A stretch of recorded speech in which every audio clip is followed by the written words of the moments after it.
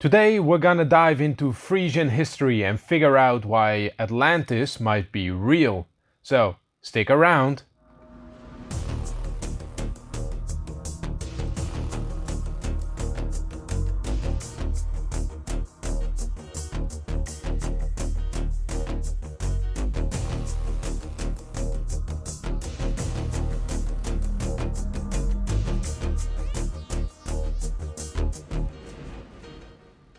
And another Friday, another episode. Thank you all for watching and welcome back. We got a great show for you tonight. Tonight we're gonna dive a little bit deeper into what we done last episode, which was a great interview. But first, before we do that, of course, we got our great section, which is community comments.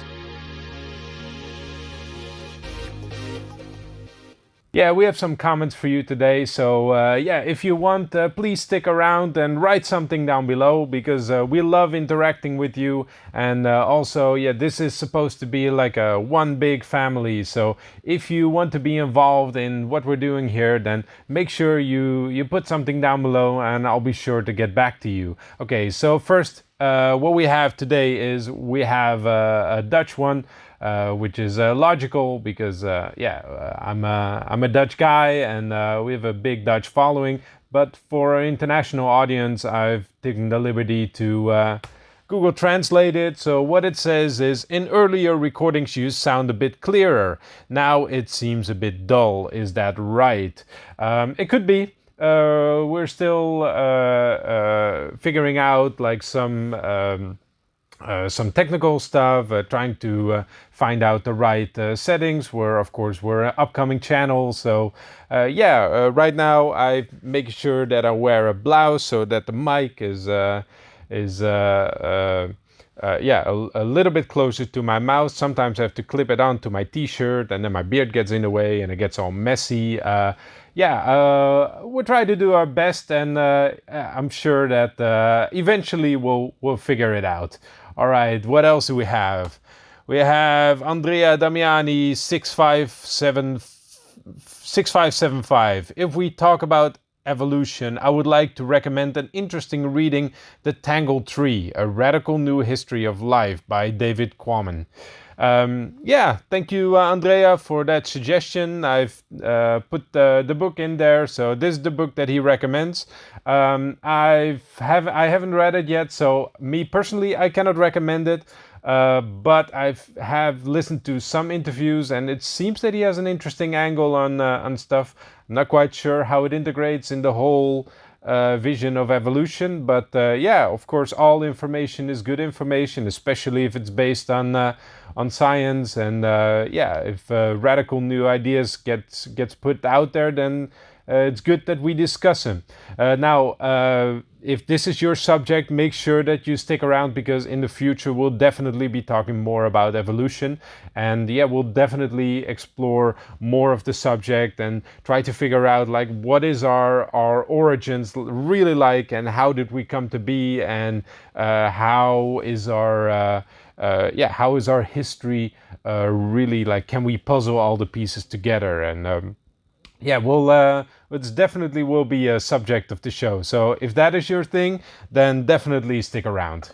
All right. So for today, it's also our subject is also our history, and I'd like to go back a little bit to our previous episode, which was an interview with Jan Ott, and I was extremely happy that he was here.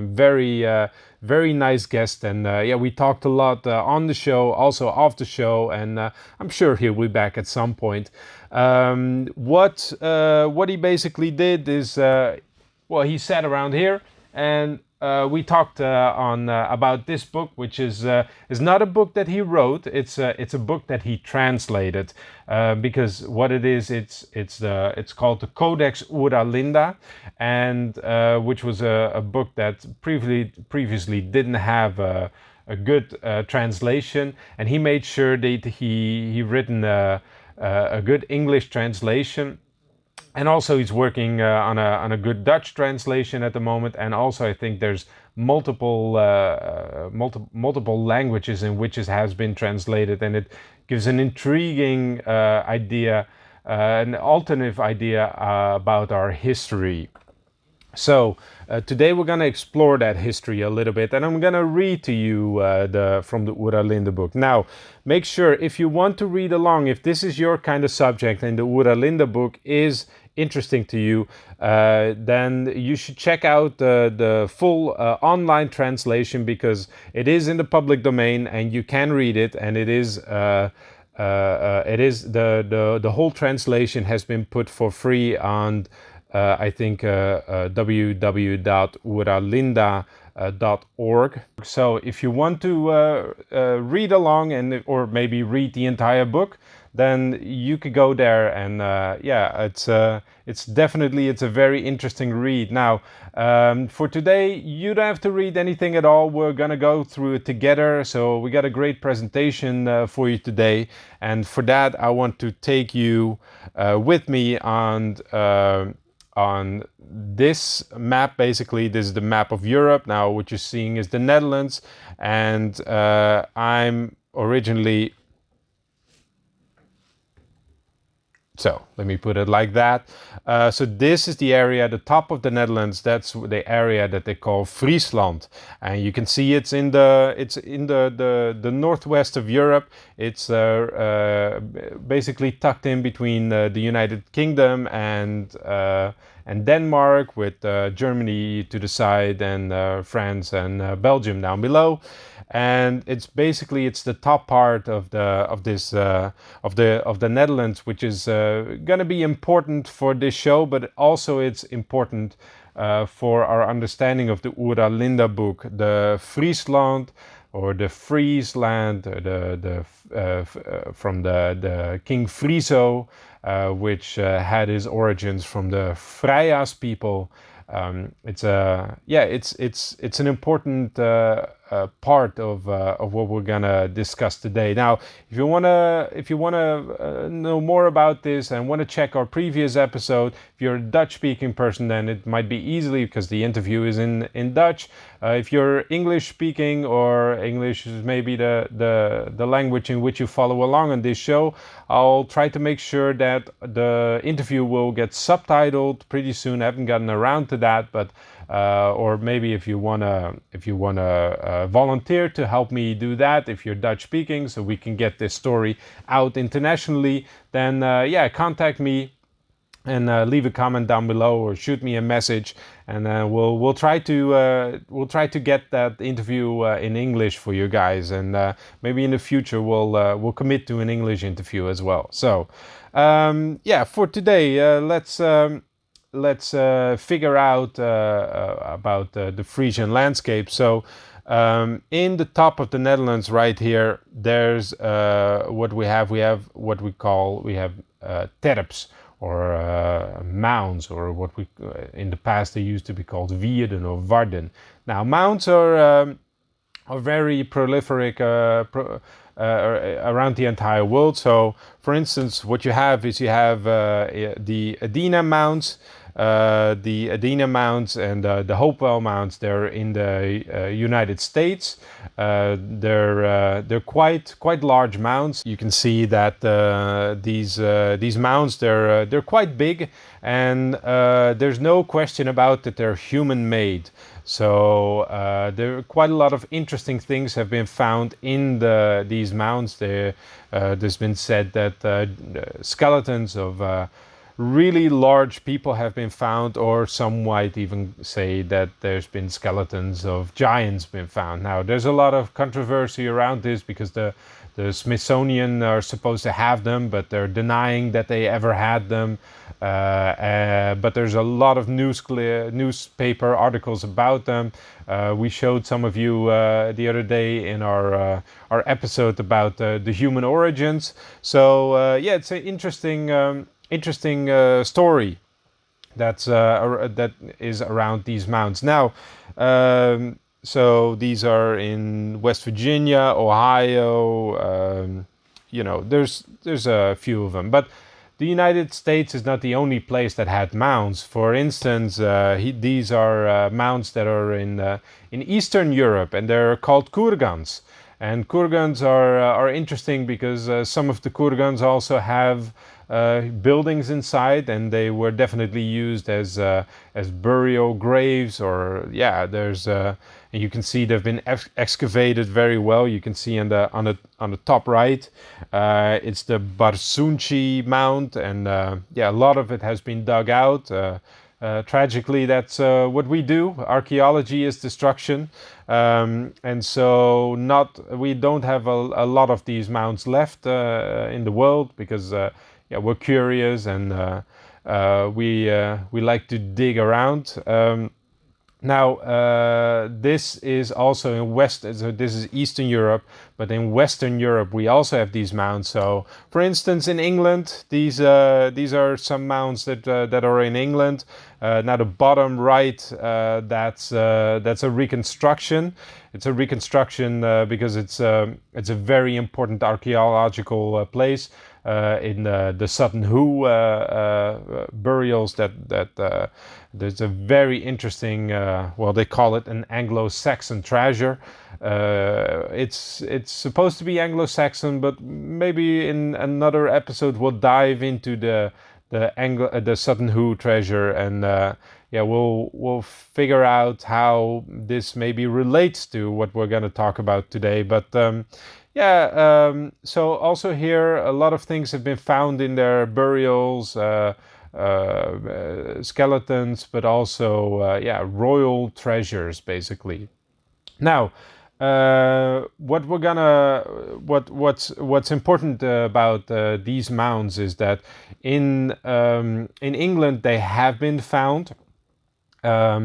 But mostly what you find in England and also Scotland and Ireland, but not only there.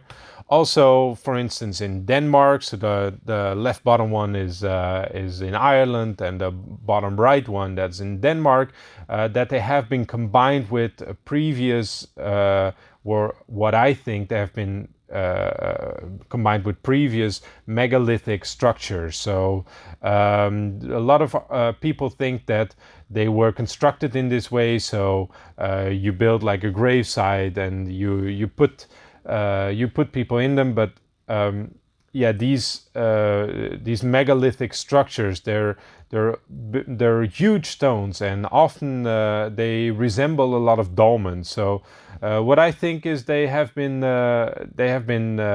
it's a combination of two different architectural styles. So we're gonna look into that today. So this is my theory, and I'm gonna show you why. So let's go now to the north of the Netherlands, where we don't have these. We don't have any stone structures there combined with the mounds. What we have terpen, and terpen, basically the story that archaeologists are telling the mainstream is that because the sea level, they would rise, and people would have these mounds that they would just be above the sea level, and they could put their livestock and their families on top of there until the sea would go down, and they would retreat back into their homes. I don't believe that's true. I think it's there's something else going on here. And for instance, what you might notice is that these terpen, or as they called wierden or warden or werden, these mounds, they have churches on top of them. Now,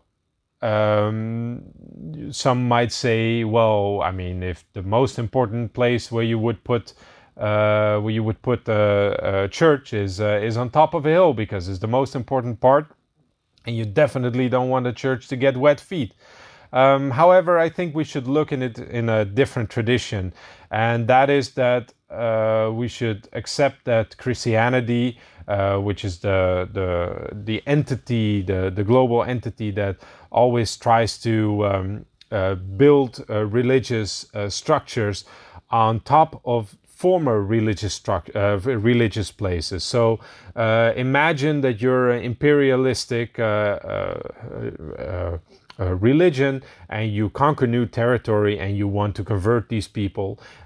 What you do is you look at, okay, what are these people, what are they devote to, what are they interested in, what are their religious practices on the spot, and basically you put your church there. You say, well, if this spot is sacred to you, then this is the spot where the church of our religion should go. And you see this, for instance, you see it in Portugal. For instance, here, where you have a giant dolmen which has been converted into a chapel.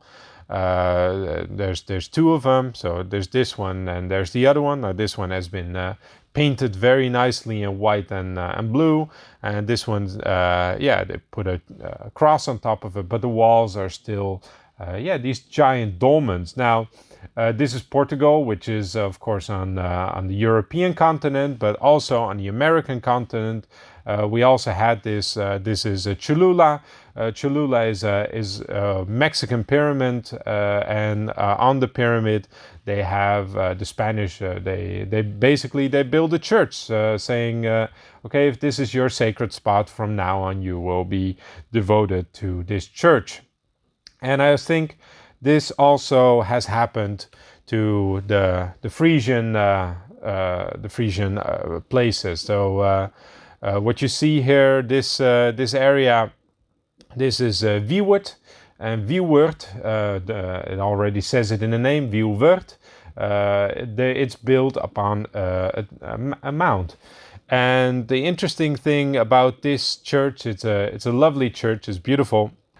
It's a very interesting church because this church has something in it. It has mummies in them, and these mummies is very interesting because if you consider the Netherlands as climate-wise, it's not something that you would, for instance, think of as in Egypt, where everything is dry and the rot wouldn't set in very quickly. In the Netherlands, it's a very different climate, and it's very wet and it's very moist, and it's very difficult to keep organic matter from spoiling. So let's look into how it's possible that there are mummies in this church. So this is one of the mummies. So if you look at them, they're not the typical mummies that you think of, but they're mummies. And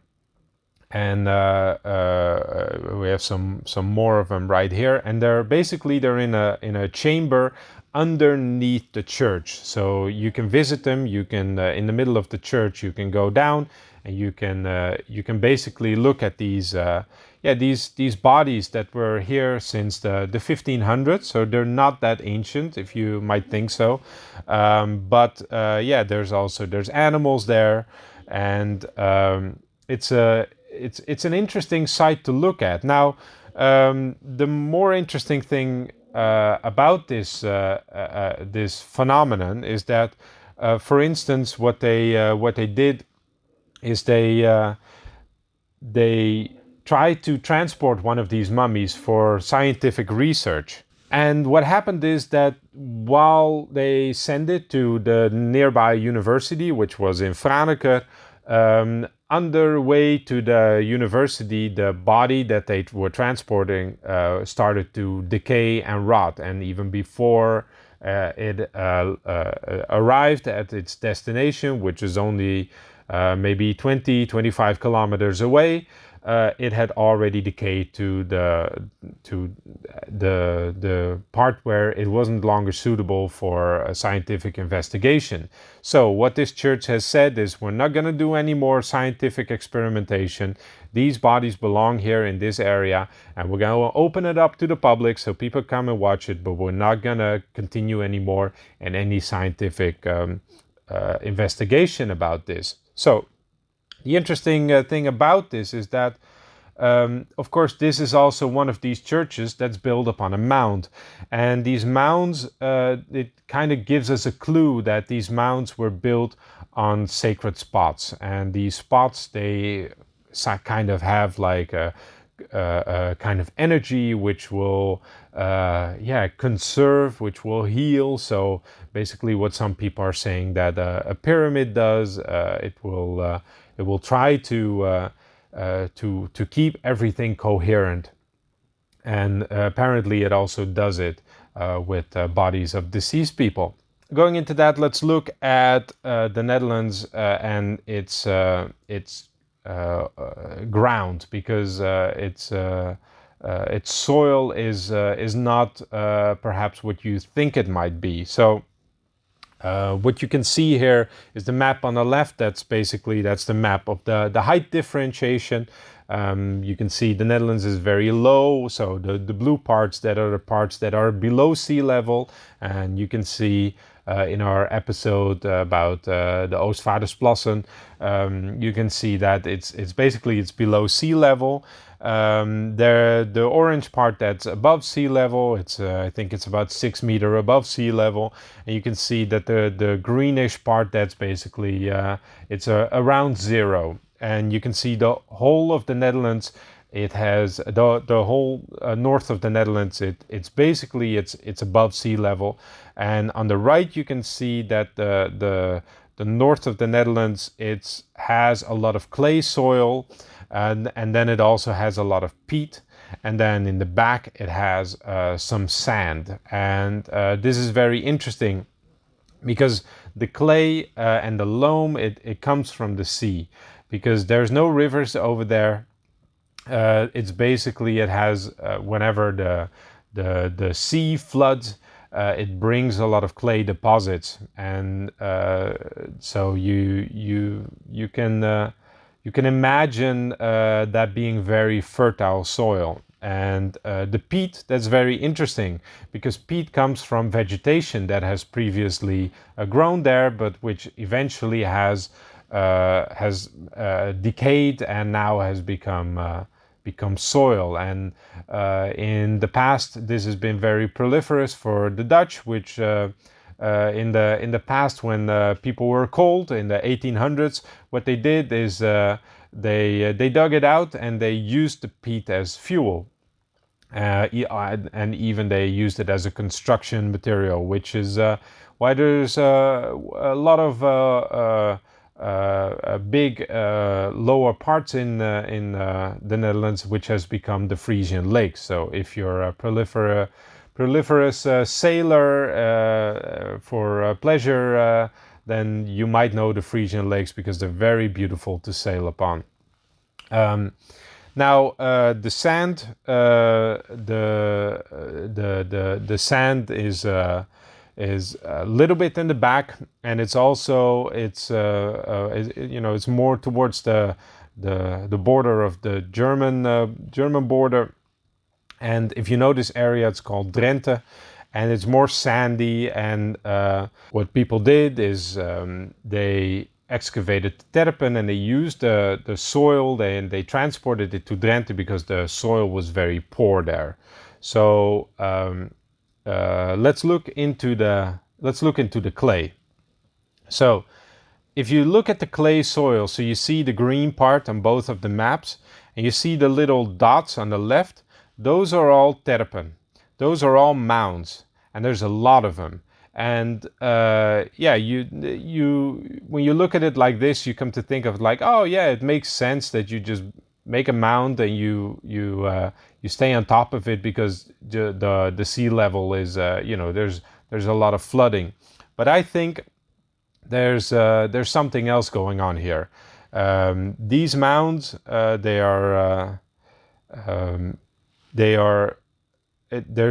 a reason why they're on the clay soil. There's a reason why it is, and that's because they were seafaring people. And if you look, for instance, towards the dolmens that we have, because we also have dolmens. Now, remember that in Ireland and maybe Scotland and also Denmark, that they combined the mounds with the dolmens. In the Netherlands, we have a strict separation between the two, and the mounds, they are on the clay soil, and the dolmens, or as we call them, hunebedden, and this is what they look like, and they are in the part that's called Drenthe. They are on the right, and they're on the sand. So almost right away you can kind of figure out, like, okay, what's the difference between the two? And one of the main differences that we find out in the Oera Linda book, from which I'm gonna read you today, is that the Oera Linda book starts out with a giant cataclysm and with massive flooding.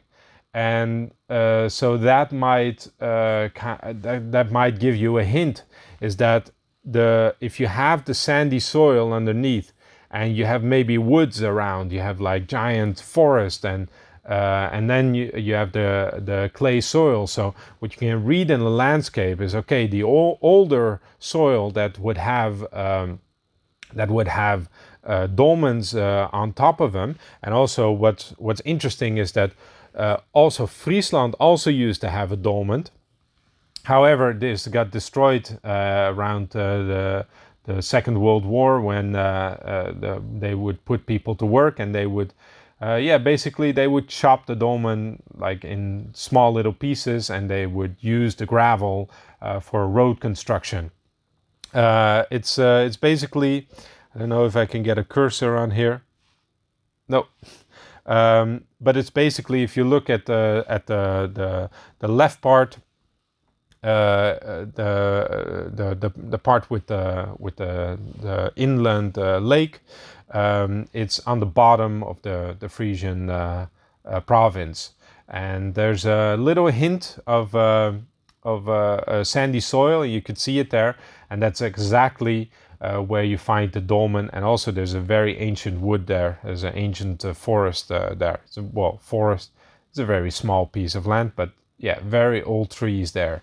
Now the rest of Friesland is very, very flat. It has it's very green. A lot of pastures. Not a lot of forest there, although there's areas in that refer to a forest. So from the past, what you can see is you have the sandy soil with the dolmens on top. You have old forests that have turned into peat, and then you have the deposits of the flooding that has built up a clay and loam deposit, which gets the fertile soil. So let's see, because in the Terpen there have been a lot of things found. So this is a dug down terp, and it's one of the most interesting, I think, because you can still see how they dug the soil away, because this soil was very fertile. They shipped it off to Drenthe, and so that's how a lot of these giant mounds, they got smaller and smaller and smaller. And even the buildings that were built on top, they got broken down, and they built new buildings surrounding them. Except the church. The church was still the oldest building on top, and nobody would even think of breaking down a church in those days. But you can see there's 3 or 4 layers of ages around this, and let's look at what the things were that they found in there. So, for instance, in Wommels, which is I can show you what it looks like. So, no, this is not it. This is a different one. This is also very interesting. So you can see this is the dugout area, which is now a pasture, and all the different houses surrounding them in the village. And then on top of there's the church. So if you want to see it, there's the church, and this is the part that's been dug out. I have this is Wommels. So this is an area that has been dug out.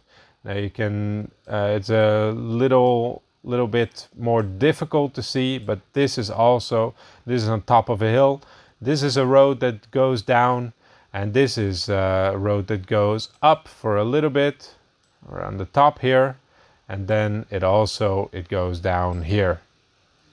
And you kind of get a feeling for it. Once you drive around in this landscape, it's unmistakable. And also for this is a place in Winsum, Winsum in Friesland, and you can clearly see, they build up a wall around it because, yeah, they had to dig everything. They dug everything away, and then they put a new road in, and then the church is still on top of the old level. This is still the old level that the Terp was originally in. So let's get back to Wommels, because in this area a lot of things have been dug out, and mainly these finds. These finds, they come from a private collection. These are not in some museum somewhere like this. I know some people who live around here, and these finds have been found. Now the balls are very interesting. I don't know what kind of material they are, but it's very interesting that they have been found here. And what you see on the right, you see the long sticks, and they appear to have like stripes on them. And if you look at the long one in the middle, if you look closely, you can see that it has circles on them with dots. So you can see that on the top one, but you also can see it on the right one, the dark green one, the dark green material. I don't know what that is, but and I don't even know what the subject is. But it's very interesting that you have these concentric circles with the dot in the middle. Now, these come from a private collection, so they're not registered as significant, and this happens a lot in the Netherlands. Things that have been found, they often disappear. They often don't get properly contextuated, and also it's an old country, so a lot of things have been found in the past, and a lot of things have been kind of hidden. But for instance, if we look at what we have found in the museum, this is an example of them. This is like a medallion or something, and these also have the same concentric circle with the dot in the middle. And if you look at them, they're very precise. The dot and the ring are very precise. I don't know how precise you can get with these, but it's remarkable. And then let's get to the most significant piece that I found with this, which is also in the Frisian Museum, which is this one. And this, it's on display at the moment, and it has two circles around the same dot. And the most remarkable thing about this is that in the middle, you can see something that resembles the flower of life. And we've talked about this in our episode with Jan Ott, that this flower of life symbol, basically it's found around the entire world. Not less significantly in the Osirian in Egypt, where it's lasered, appears to be lasered on the wall. We find it in Friesland in one of the mounds where it's been found.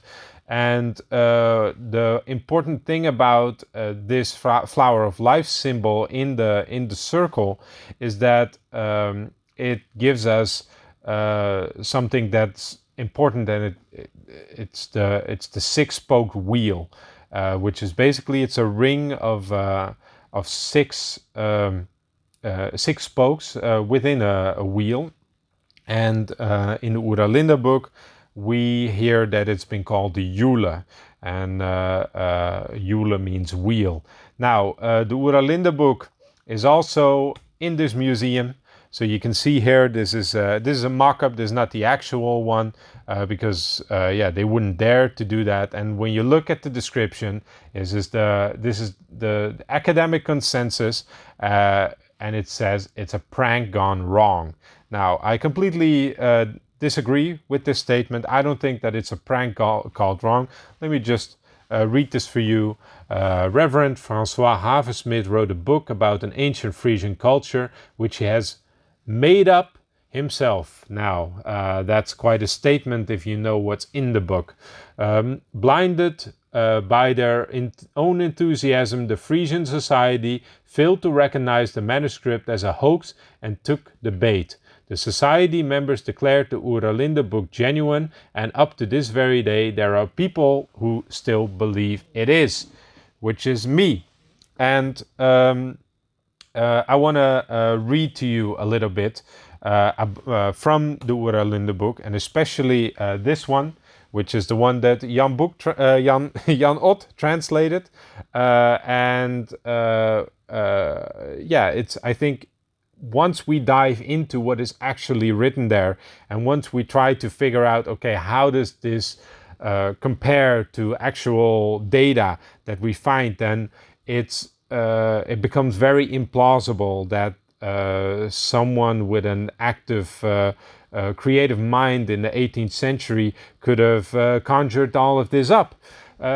Because, yeah, you'd have to be either a psychic or someone who can see into the future, and then think about, okay, what would we know in the future. And also you would have to know a lot about different cultures, because there's a lot of links, but maybe we'll take another episode into that. So at this point, I think it's time that I'm going to read from the book, and so you can listen about what it actually said, but not first before we get into our sponsor.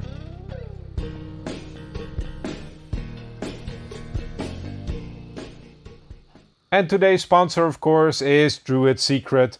Druid Secret, they're the big sponsor of this show. They're the ones who are very willing to make this happen. They're a great wholesaler for everything that you need in the alternative medicine. They have great CBD products. They have a great HSC solution. They have a lot of other interesting things. Please have a look around and go check out their shop. They have mushroom parts. They have lion's mane and everything that's good for your brain. They have something that's blue lily that was very prominent in Egyptian culture. So if you ever want to try that out, go and check that out. It's a joy to just look around on their website and see what it is that they have, and I can reassure you that the quality is very, very good. If you go down there and you use the code Paradigm Shift, you get a 5% discount. And not only that, since they're a supporter of the show, they're supporting me with every purchase that you do. So if you want to go over there, and you want to maybe you're already convinced about CBD oil, but you want to get a superior quality, then you go over there, you support the show, and you support us, and you support a company that does very good work. And you're getting the best bang for your buck for this product that they're selling. They have everything. They have like bath salt. They have massage oil. They have everything CBD. And it's if you don't know about CBD, there's a whole range of health benefits for CBD, especially like if you have anxiety, or if you have any other issues, problems with sleeping, or maybe there's problems with pain that you have, like chronic pain, and you try to dilute the pain a little bit, then CBD is your best bet, and you want to get the best quality product that's out there on the market, which is on druidsecret.com. So go over there and send them some love from the show, and you support us too, and we can continue making this. So by that, let's continue back to our regular programming. So by that, we're gonna read to you from the Codex Oera Linda. Now, if you want to read along, then you want to go to www.oeralinda.org, and you wanna check. You want to check out their website and all of it's the wiki. You want to check out the wiki and all of the book. The entire book is on there, and it's also the most accurate. It's the most accurate read that you have, because there's people still working on a translation, and you will have the most up-to-date translation. However, today, since I'm already doing so much with screens, I just want to read from the book, just because I like having to have a book in my hand. So, with that, let me just get the original text from the Oera Linda book, which is this one. So if you're interested in reading along, give it your best try. So here we go. This is called Before the Bad Times, which is part 7 of the Oera Linda book. This is inscribed on all bergs. Before the bad times came, our land was the most beautiful in Vralda. Sun rose higher, and there was seldom frost. On the trees and shrubs grew fruits and nuts, which are now lost. Among the grains, not only did we have choice, preferred, and blithe, but also sweet, which shone like gold and could be baked in the sun's rays. Years were not counted, for one was as happy as the other. On one side, we were enclosed by Ralda Sea, upon which no folk but us had the means nor skills to fare. On the other side, we were hedged by the broad Twiskland, through which the Finda folk dared not to come on account of the thick forest and the wild beast. Towards the sunrise, our borders reached to the utmost limits of the East Sea, towards sunset, to the gates of the Middle Sea.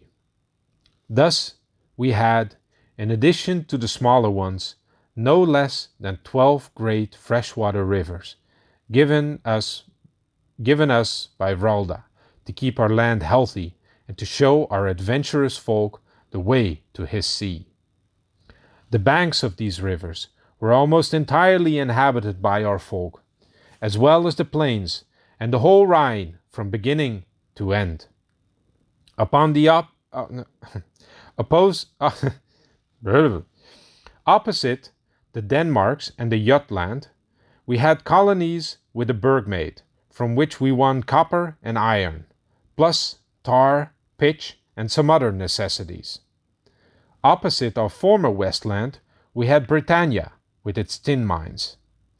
Britannia was the land of the banished, who were brit away with the help of the Bergmaid to spare their lives.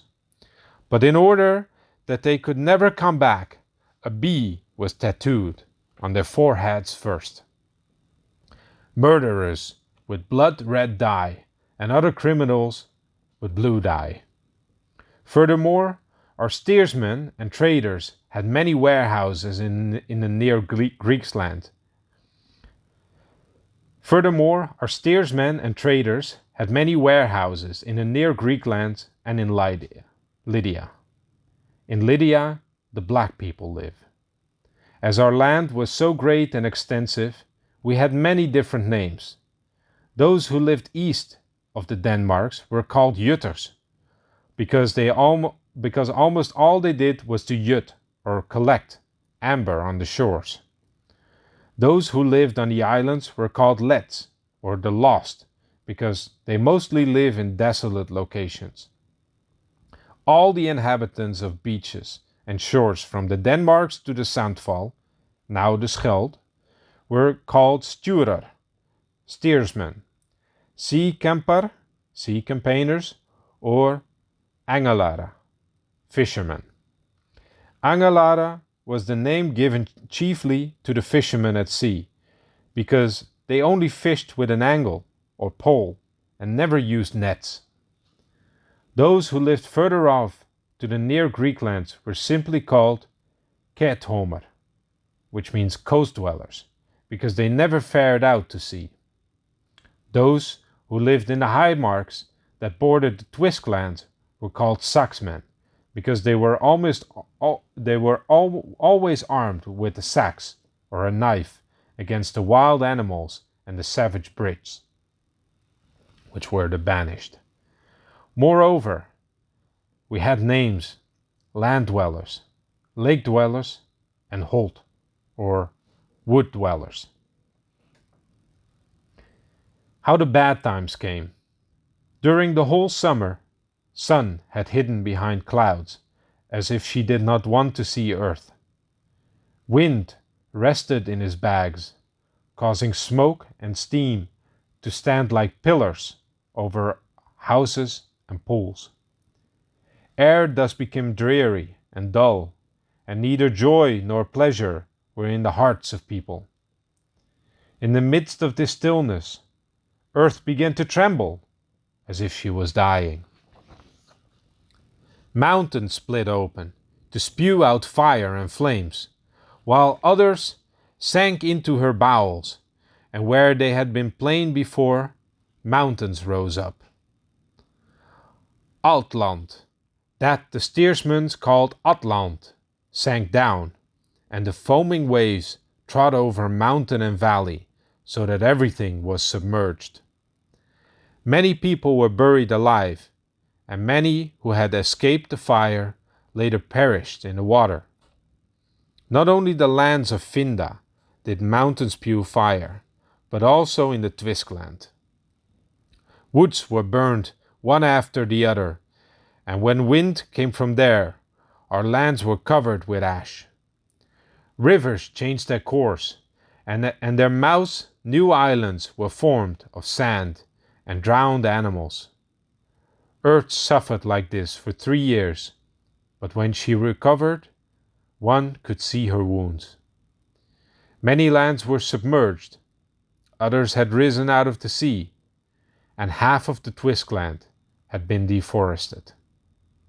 Bands of Finda's folk came roaming across the empty plains, and our dispersed people were exterminated or joined their ranks. This forced us to be twice as vigilant, and time taught us that unity is our strongest defense. Now, I think that's one of the most interesting chapters in the Oera Linda book. And the reason why I think that is because it appears to be one of the oldest chapters, which was first written on the walls of the burg, and then it was written in a book on the original way of scripture, which is what you see before you. Now, there's a lot to say about what is in there. For instance, there's the coloring of criminals in, for instance, blue pigment, which resonates with the idea that there was in the Scottish Highlands there were people which were called the Picts, and this is where our word picture comes from, because they would paint themselves with blue paint, blue pigments.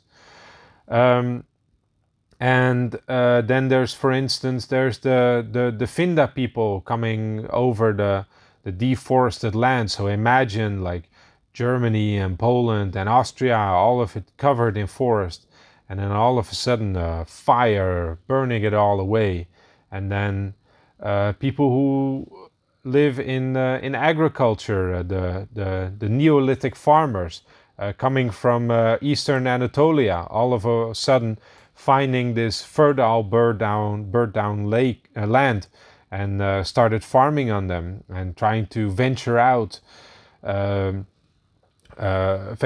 into new areas. And then there's the fact that there's been mummies been found in not in Britain, but there's been mummies found all the way into into Asia. I think it's China, and they're Caucasian looking, and not only that, they have a bee tattooed on their forehead. So all of this very interesting, but today I want to look just a little bit on the geographical side of it, and the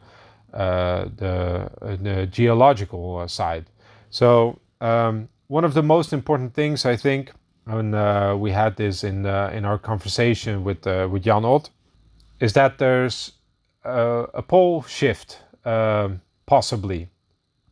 So let me read it to you again. Is that where the sun comes up?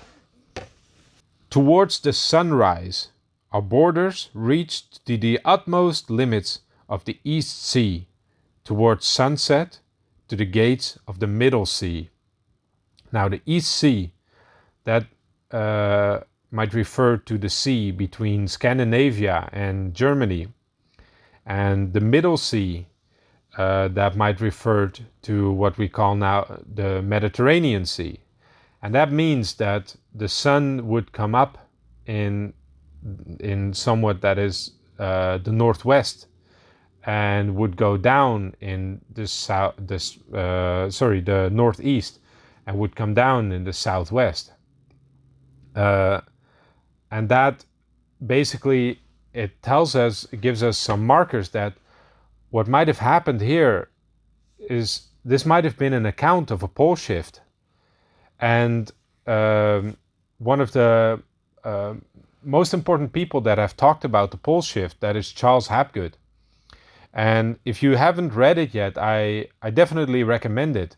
So Path of the Pole is a very good book to find out about the evidence that is actually there in the landscape. For instance, that all of North America was covered in ice, but Siberia it wasn't. It was free of ice, and so that means that the pole might have been at a completely different place. And then I want to look at this thing, which is a map of Doggerland. And Doggerland is actually something that is scientifically proven. This existed. The United Kingdom was attached to the European mainland. And you can see light green up until dark green, which are the different stages. My face is in the way though, so let me fix that. There we go. Yeah, you can see that the oldest parts are when Doggerland was as big as possible, and you can still see the rivers. Now, I don't know if you know anything about Europe, but there's no such thing as 12 rivers. And I'll quote again. Thus we had, in addition to the smaller ones, no less than 12 great freshwater rivers given us by Vralda to keep our land healthy and to show our adventurous folk the way to his sea.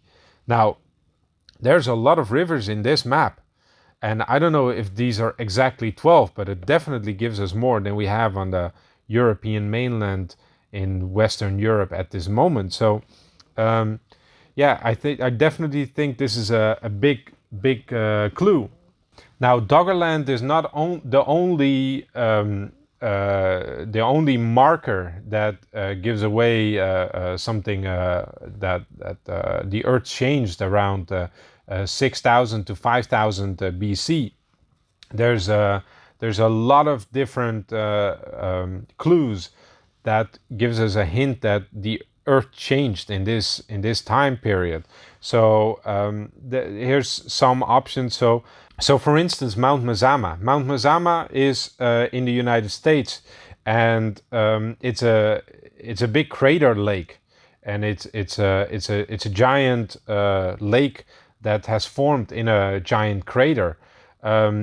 It's supposed to happen also around 5500 BC. There's for instance, there's the Black Sea. It became salty around 6500 BC. So there's people who have written about this, and there's William Ryan and Walter Pittman. They have written a book about this. There's a very interesting BBC documentary about this.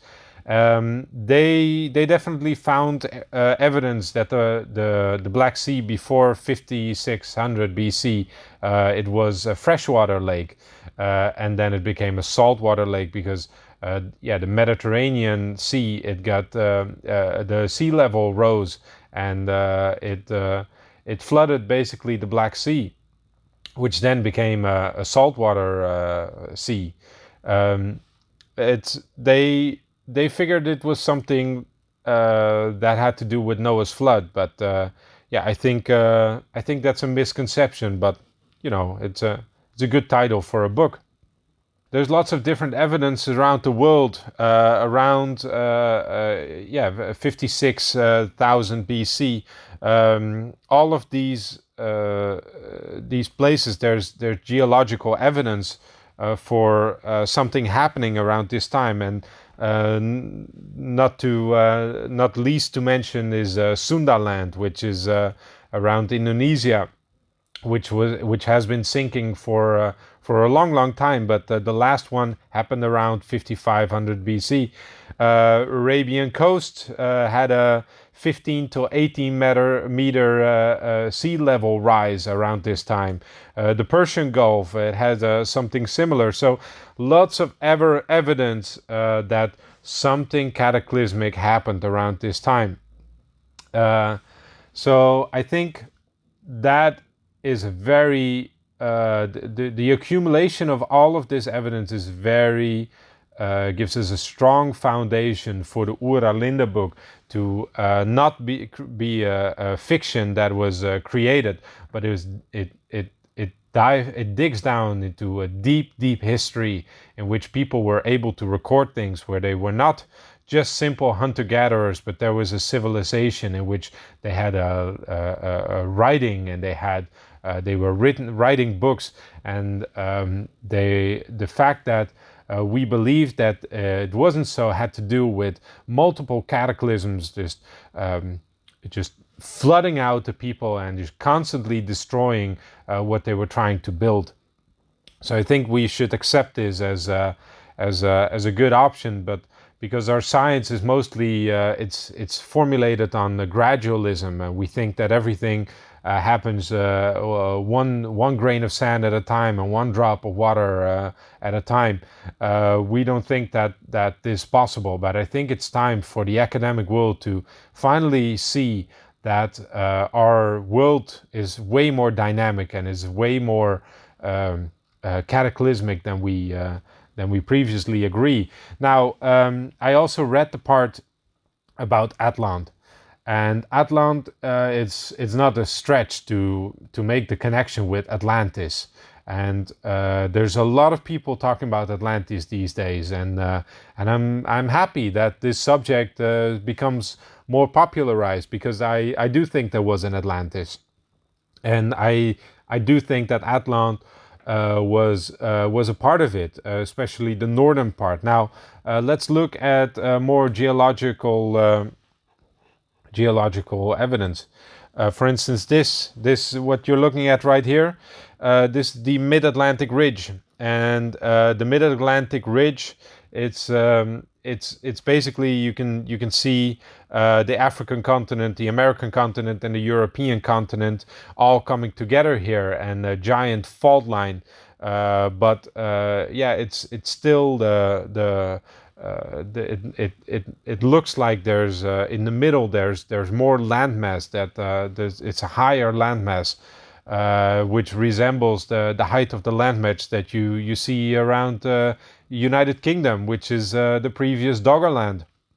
And it could very well be that at this point, 6000 BC or 5500 BC, that there might still be some small little islands at the north part, if we consider that the giant downfall of the big Atlantis continent that Plato talks about in his Timaeus and his Critias talks.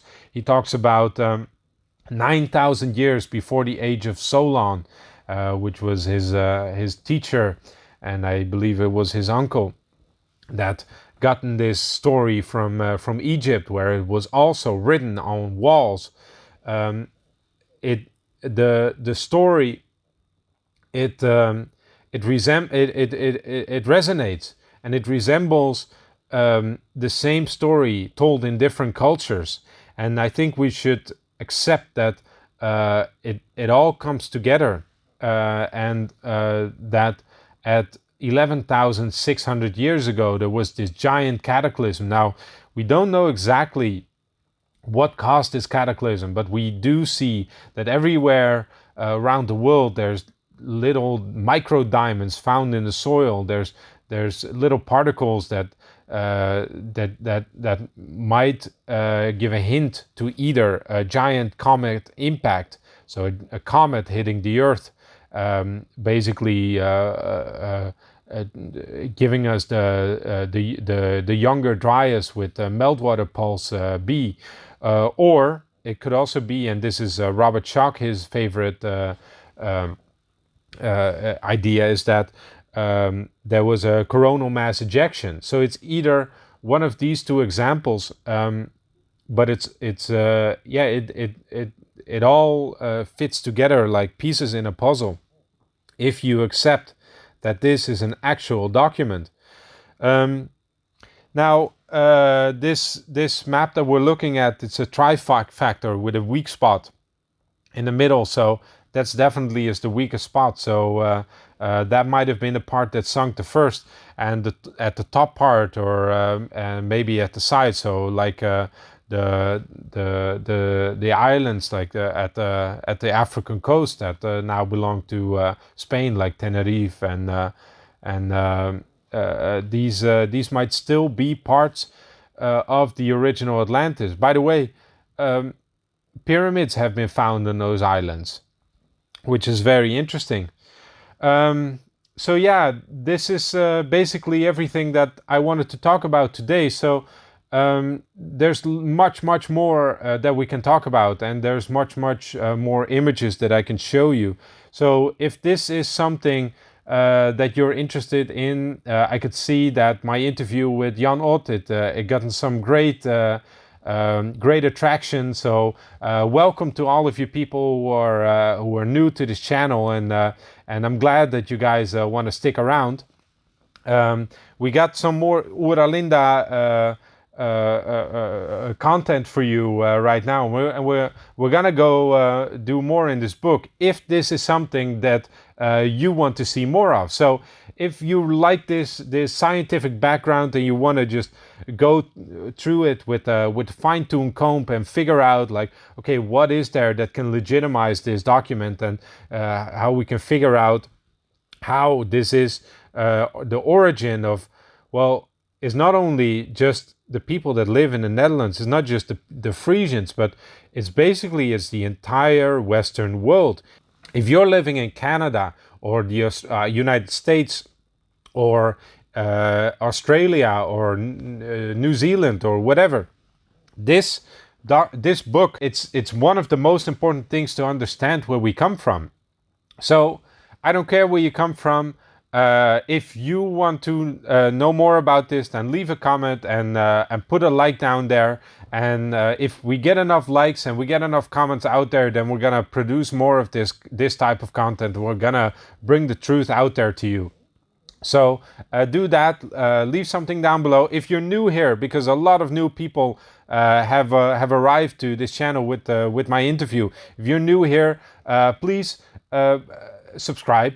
Subscribing really helps us out. I think there's 98% of people who have watched that video who haven't subscribed. So if you want to subscribe, that really helps out the channel. And also share this content.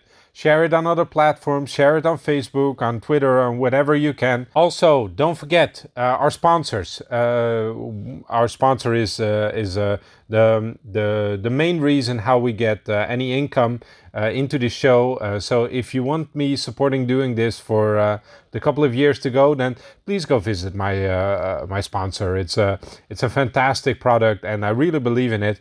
And yeah, we got a good deal going on there. You get a discount for it, and also you get a great product. So if that's something that you want and you want to support us, then I'd love to see you next week again. Okay, bye bye for now.